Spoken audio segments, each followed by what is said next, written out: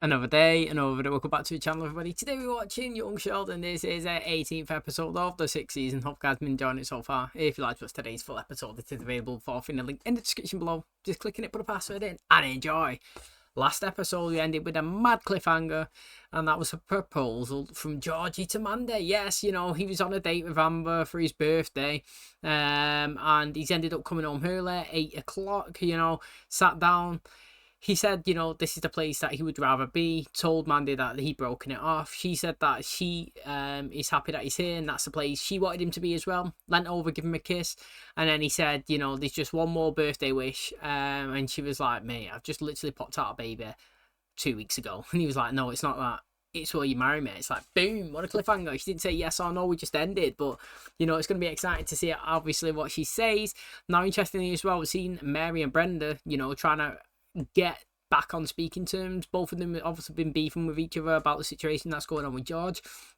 Now, Brenda was explaining that it's kind of a similar situation that's going on with Pastor Rob. You know, like none of us actually done anything. It was just that we both seeked or sought out another person that we could speak to and, you know, relay our emotions, because sometimes it's not always best for us to speak to our spouses. And, you know, unlucky for you or whatever's like, you know, I was the closest thing to George, so willing to listen. And obviously you do the same thing with Pastor Rob. I'm not saying trying to point fingers and compare, but I'm just trying to say don't be too disheartened and about the situation. It could have been anyone. It could have been me, or it could have been, you know, somebody from the church or somebody from work. It was just that I was there at the time when he needed somebody to listen, and it seemed like they might have squashed whatever beef they had going on. So that's interesting as well. But obviously, the main talking point is a proposal, and I can't wait to see obviously what he said in today's episode. Thanks for checking it out. Hopefully, guys enjoy it. If you do, please smash the like, really helps out. Subscribe if you're new, and as always, let's jump into today's episode.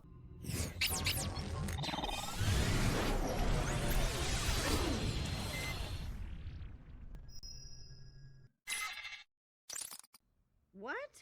Why you marrying Yeah, me? I heard the question. Why are you asking it? Because I love you. Do you? I think so. You're just on a date with another girl. Only because you said. Well, I could be at her place right now, but instead I'm here with you. Oh, great. Are you happy? Maybe she's crying because her mom don't want to marry her dad. Oh, or maybe she's crying because her mom wants to strangle her dad. Cannot just show up here and spring a proposal on me. You propose? It won't happen again. Next attack they launch will do a lot more than just count up numbers on a computer. They'll destroy What are you us. doing? Devastate. Dad and I are watching Star Trek. Will want to retaliate. I guess I'm watching Star Trek. Kirk suspects that instead of having a real war, the Aminiaries and the Vindicaries are having a computer-simulated conflict. Do you really believe in all this space alien stuff? Well, it's simple probability theory. There are over 100 billion stars in our galaxies. It's likely that a few of them could support life or even technological civilization. He does look tired. What's happening? Well, the Enterprise is traveling to Aminiar 7 Back to resolve asleep. the war with the neighboring Vindicar. Stay awake. I'm awake. Georgie? You and Amber have a fight? Broke up. You and Mandy and Cece make such a cute little family. I think she's ready to give you another chance. Yeah, maybe I should just ask her to marry me. Well, you don't want to scare her off.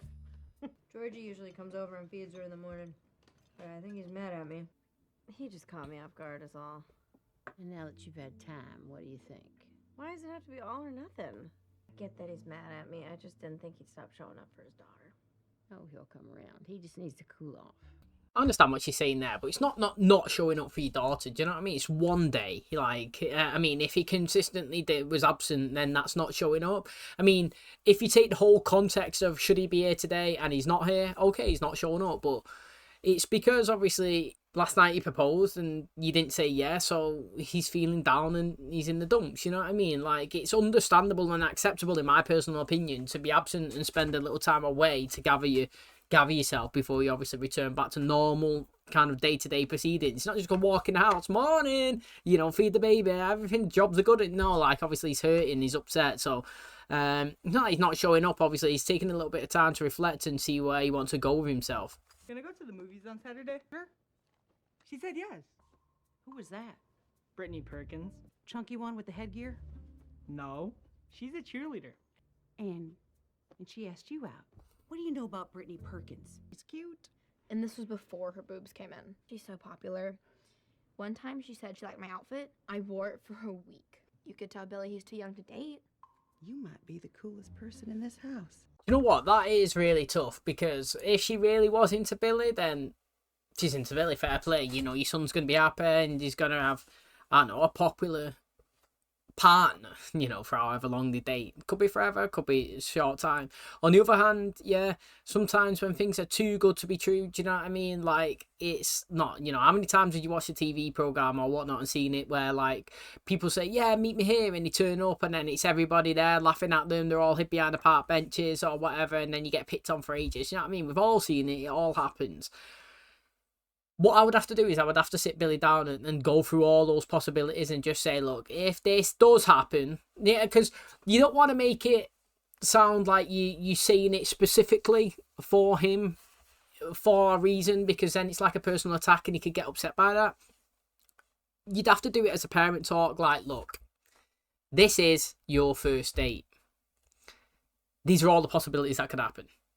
You know, you could go there and it's amazing. You could go there and it's all right. You could go there, you might not even like them. Or you could go there and this happens and people make fun of you and stuff like this. Just know that these are all the possibilities. So if you go there and it starts feeling iffy and dodgy and people start saying stuff, then don't take it too personally. Just leave. Do you know what I mean? Like, you got to try and help it and have the talk. If you really would, I wouldn't say don't go, because you never know. You know, everybody likes different people. You might say somebody's ugly, somebody likes him. It's just standard. Dr. Linkletter, I need to talk to you. Are we in my office? No. And these are not my office hours. Dr. Linkletter, I need to talk to you. Great. Do you think you could get me access to the telescope room? I want to search for exoplanets that could support life. But statistically, given the number of stars and planets, it's likely we could find one capable of supporting life, and if we did, it would be the greatest scientific discovery of all time. Sheldon, sometimes I say no just for kicks. This time it's for your own good. Scientists who pursue little green men get laughed at. Well, I care about science, not my reputation, and if you're not willing to help me, I know someone who is. We'll be mocked. You okay? No.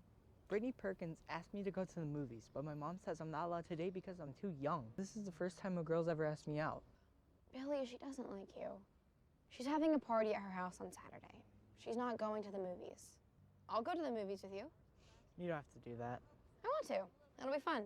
Fair play. Do you know what I mean? Did we ever actually find out what Mrs. Husband's called? Imagine if it was Billy. That would have been sick, wouldn't it? You know, it actually would be. Because they've always got on, haven't they? And to be honest, at least Missy knew that she's having a party and she could tell him straight. You know what I mean? I was going through all the possibilities a minute ago. She just factually knows. Yeah, it's just to take the mick. You know what I mean? Don't go, we'll go and have fun instead. Fair play. What now, Sheldon? The yoo-hoos in the vending machine aren't cold enough? Actually, they aren't, but we'll table that for later. I need telescopes to search for exoplanets, and Dr. Linkletter and Dr. Sturgis have denied my request. I'm just the president. You said the telescope has to be approved by a science advisor. Why did I even come to you? You don't cry, I don't cry. Actually, I'm gonna cry either way, but you don't cry. We're coming. Well, I'm here.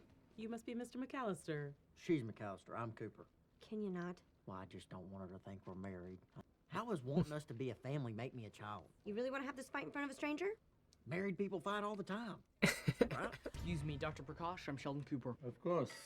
I've heard a lot about you. And I've heard nothing about you. Dr. Prakash, I'm on the hunt for a mentor who's not afraid to challenge entrenched scientific paradigm. How would you feel about joining me in the groundbreaking search for exoplanets that can support life? How do you feel about joining me in finding subatomic particles that move backwards in time? You mean tachyons? Yes. That's nonsense. Let's get started on my thing. You should know I'm replacing you with a more courageous mentor. Sorry to hear that, Sheldon. One who's not afraid of new ideas. I understand. I'm walking away now. Goodbye. I'm walking backwards, so it seems like you're fading into obscurity. Bon voyage. Arrivederci. Do you know what I was going to say before when he was in Hagemeyer's office, right? Is that even in The Big Bang Theory, it was always used where, like, Sheldon would say something and then they'd be like, what? And then he'd be like, for example, he'd have his clauses set out with Penny.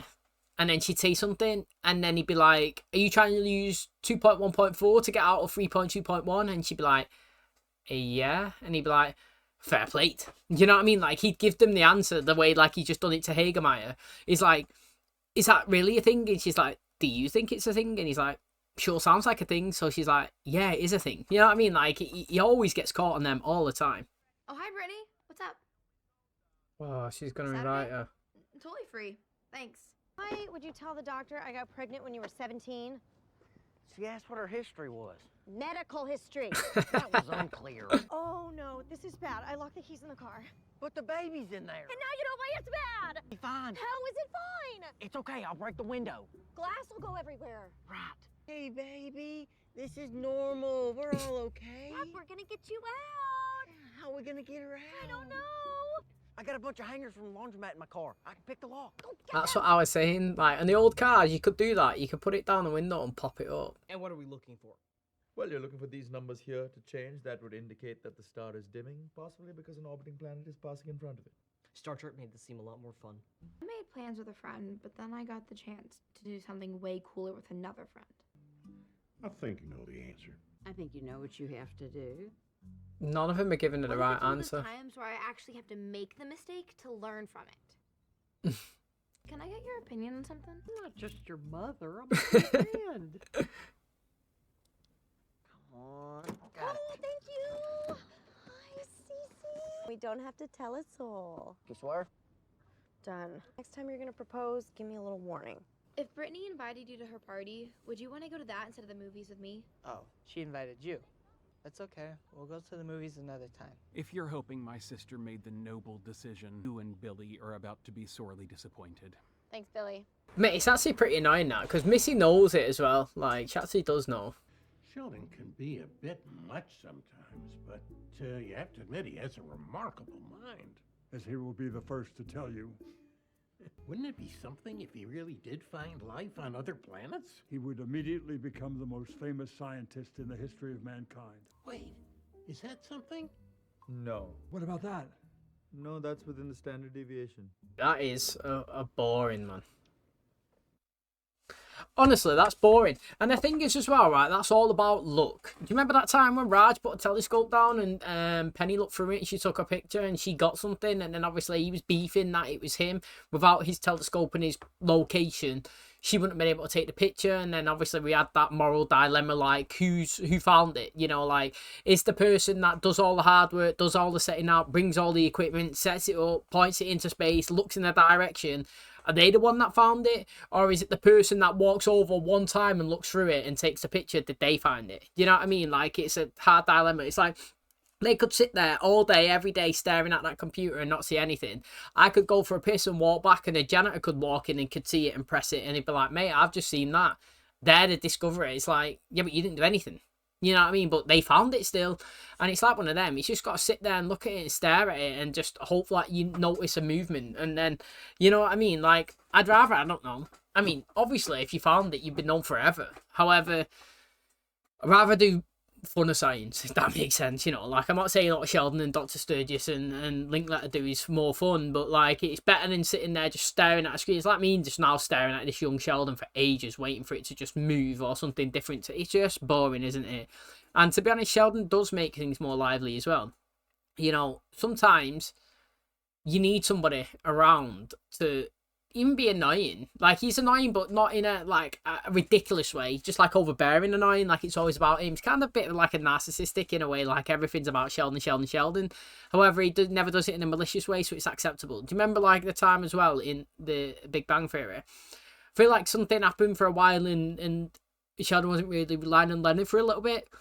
And then he started to again, and he was bossing him to go to the grocery store, and Leonard was buzzing that he was going, and like, and Penny was like, mate, why are you happy that you're going and run all these errands? And he's like, it just feels like normal again, you know what I mean? Just that becomes his norm, you know what I mean? That's what he's so used to him, you know. That's what they're literally like. They're like, I'd rather him not be here, he pecks my head, and then when he's not there, it's like, mate, it's pretty boring without him, you know what I mean? He actually livened the place up. Okay, that's going to wrap up today's episode. Thanks so much for checking out the channel today. Hopefully you guys enjoyed it. Now, interestingly, we got a note to the marriage proposal, but like, again, not in a bad way. It was just more like, seriously, right now, it's not the time or the place. And to be honest, I feel like if he had a ring and he'd done it properly, like he's always doing it off whimsical, if you know what I mean. So like, while he was pregnant, he was just like, will you marry me? No. And now she's had the baby, it's like, just drop down, sit on the sofa, will you marry me? Right now in the car, you know, they just need a lot of the baby, and they've had to go and they pop the lock to get inside.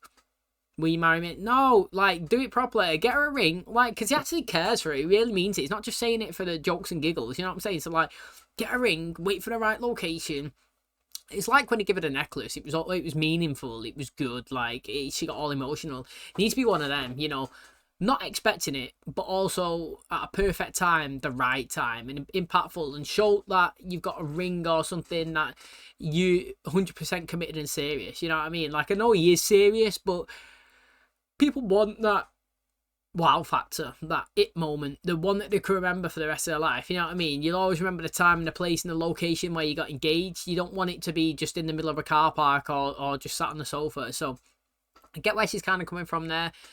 I also just get where he's coming from. Like, you know, he wants to be together as a family, and she's always kind of saying no, and he's like, why? I don't understand it. You know what I mean? But I've been enjoying the last few episodes. I really have. And, you know, I'm kind of disappointed on Missy, to be honest. You know, she knew the right decision was to go out with Billy.